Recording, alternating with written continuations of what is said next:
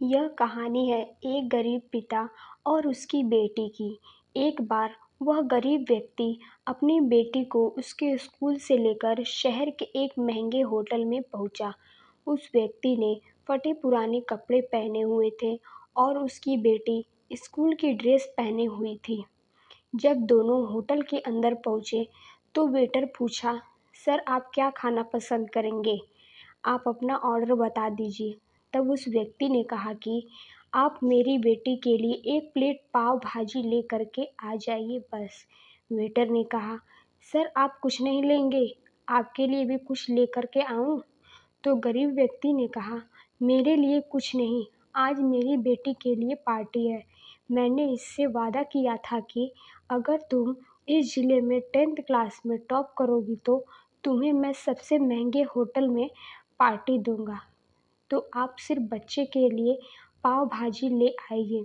Waiter यह बात सुनते ही दौड़कर अपने मालिक के पास गया और बोला कि सर आपसे एक छोटी सी रिक्वेस्ट है कि आप मेरी सैलरी से पैसा काट लेना, लेकिन आज मैं चाहता हूँ कि उस बच्चे के साथ उसके पिता को भी एक प्लेट पाव भाजी खिलाया जाए, क्योंकि उस बच्ची ने पूरे ज़िले में 10th क्लास में टॉप किया है।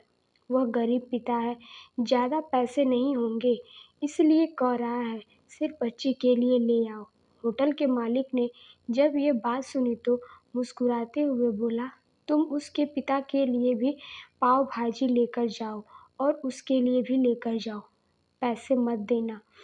4-5 पाव भाजी पैक करवा कर ले जाओ और 2-3 किलो मिठाई भी लेकर जाओ और उनसे कहना ये पार्टर होटल की तरफ से है, आप ये मिठाई ले जाइए और जश्न मनाइए। जब वेटर ने 2 प्लेट पाव भाजी लेकर गया तो वो व्यक्ति चौंक गया और बोला, मैंने तो एक ही मंगाई थी, मेरे पास पैसे नहीं हैं। वेटर बोला, अरे सर शर्मिंदा मत कीजिए, यह पार्टी होटल की तरफ से है, आपकी बेटी हमारी बेटी ने टॉप किया है, ये मिठाइयाँ लेकर जाइए और जश्न मनाइए। पिता और बेटी खुश हो गए और चले गए। कई साल बीत गए।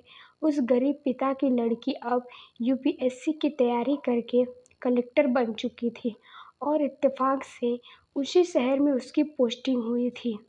उस लड़की ने उस होटल में सूचना पहुंचा दी कि मैं उस होटल में लंच करने के लिए आ रही हूँ। होटल के मालिक ने जब ये सुना तो होटल को पूरी तरह से सजवा दिया।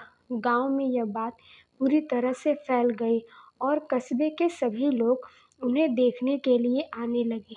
कलेक्टर अपने पिता के साथ उस होटल में पहुंची।